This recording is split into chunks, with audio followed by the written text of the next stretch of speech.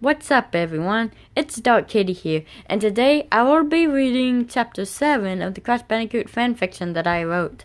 I hope you're all enjoying so far. Anyways, on to Chapter 7. Beatrix knew where the office was because she had been standing right outside of it. She reached for the door handle, but it was locked. The woman at the front desk opened it for her. Madame Amberly was standing at the other side of the desk. She had been talking to the woman about a new student. Beatrix had overheard some of their conversation before actually going inside the office. "There she is," said Madame Amberly, pointing at Beatrix. "There's the new student I've been warning you about." The woman behind the desk glared at Beatrix. "She doesn't look so bad to me," she said. "What might your name be, kid?" "My name is Beatrix," said Beatrix. "I'm the daughter of the Emperor of Kobold, and please don't gasp or shout like the others did when I told them this. It's getting really annoying. Since you're the Emperor's daughter, I have to make some very strict rules for you." "Rules? Why? Where I come from, there's not such thing as rules with me, anyway." "Yes, well, you're the Emperor's daughter, after all. First off, do not use your powers against anyone here. Second, don't kill anyone. That rule should go under the first one. That's all the rules I can think of for now. Just follow the other rules of the academy, and you'll do just fine. Now you may go to your first period." "That's why I would come here. I need someone to show me to all my classes so I know where to go. I've never been here, so this is pretty new for me. Heck, I've never been to a school before." "That's not really surprising, coming from someone like you. Anyway, I'll call someone in to show you around." The woman picked up a strange-looking phone and spoke into it. She was obviously speaking through the intercom.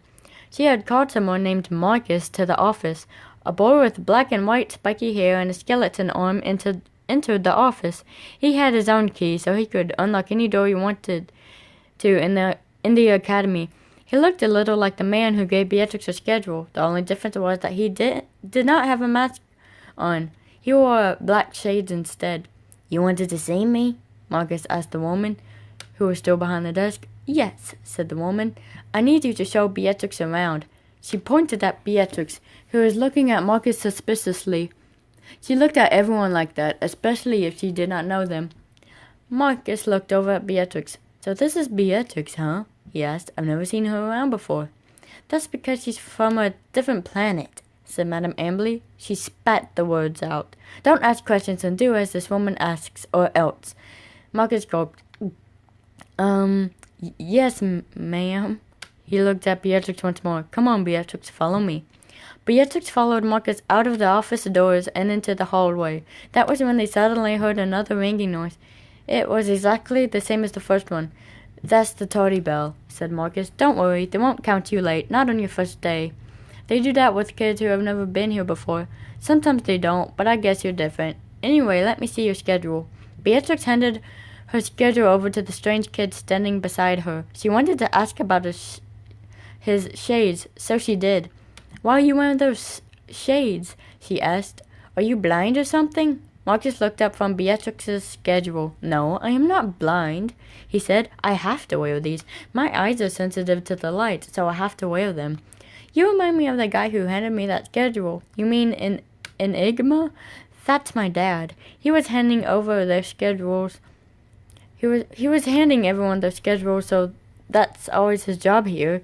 He's also one of our teachers." "No wonder you look a lot like him, except you don't wear a mask. Why does he wear one?" "Let's just say you really don't want to know. Anyway, let me show you to your classes. Let's see." Marcus looked at the schedule up and down very carefully. The first name had Enigma's name on it. "Your first class is with me, and my dad's the teacher. It isn't really that hard to get to. Just follow me, and you will be fine." Beatrix followed Marcus to Enigma's classroom. It was the one across from the cafeteria, so it would not be that hard to find. The second class on Beatrix's schedule was Madame Amberly, who she had met that morning. Her classroom was upstairs. Apparently, the academy was 2 stories tall. Madame Amberly's classroom was the third one on the left side of the hallway on the second story. Beatrix's third class would be much harder to find. Beatrix actually had a hard time keeping up with Marcus. Someone by the name of Mrs. Oxide was the teacher. In fact, she wasn't a teacher at all. She was a coach. Her classroom was actually a gym. The fourth class on the schedule was right next to Beatrix's third class, so it would be one of the easy ones to find. The teacher there was named Mr. Ben. Ben was his first name. Everyone called him that, for he had no last name. Last but not least, said Marcus as they approached the fifth class, here is Mrs. Wolf's classroom. I hope you'll find all your classes just fine, Beatrix. I'm sure I will, Beatrix said. That had been a lie. She wasn't sure at all. She felt as if she would be late for her classes every single day. Let's go back to our classes. My first class is Madame Amberley. Do you remember who you have for your first class? Yes, I have Enigma, and yes, I do remember where his classroom is. Thanks, Marcus. Any time, Beatrix. Marcus went back to his first class while Beatrix went to hers. The first class wasn't what Beatrix had expected. Everyone was asking her all sorts of questions, even the teacher himself. Natalie was also in there, trying to get everyone back away from Beatrix. It's okay, Natalie, said Beatrix. I'm pretty much used to crowds. I am from a huge galaxy, remember? Wait, who exactly are you? One kid asked Beatrix. You just said you're from a huge galaxy. Yeah, another kid said. What did you mean by that?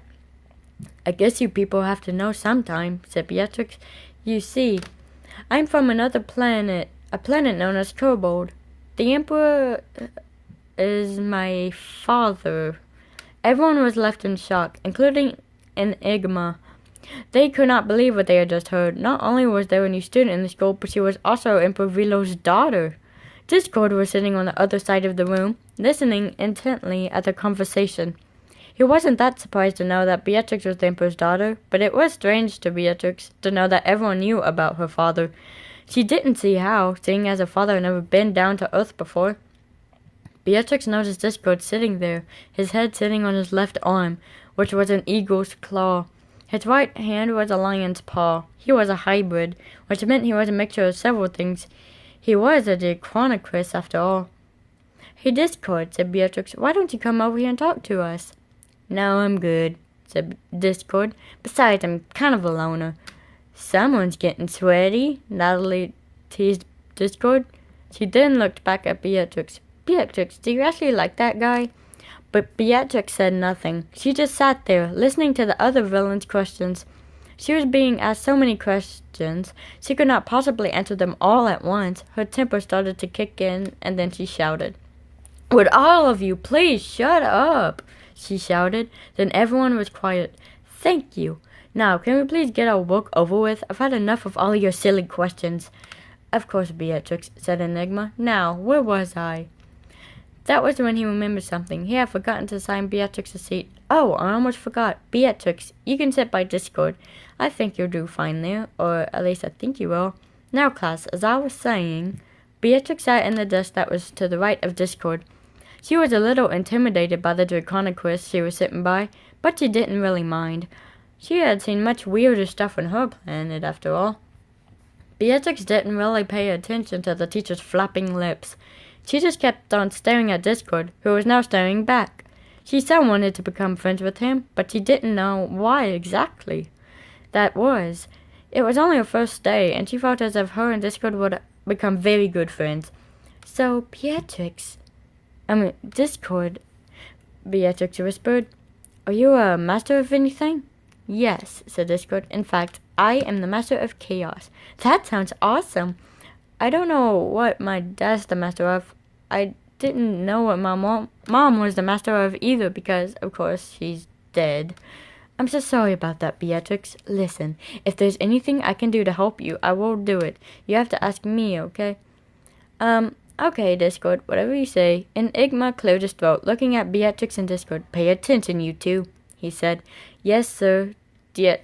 Discord and Beatrix said at the same time. Beatrix wanted to talk to the Dichronicus some more, but she knew if she spoke one more time, she would most likely get in trouble, so she decided to just keep her mouth shut and listen to the teacher until the next bell rang. Okay, everyone, that's the end of Chapter 7. Hope you all enjoyed. By the way, if you couldn't tell, I kind of messed up with what class Marcus had. He didn't actually have the same class as Beatrix, if you could tell. But anyway, hope you enjoyed Chapter 7. And Please give a big like and subscribe. I'll try to do more editing to this fanfiction before I do the next chapter, if I can.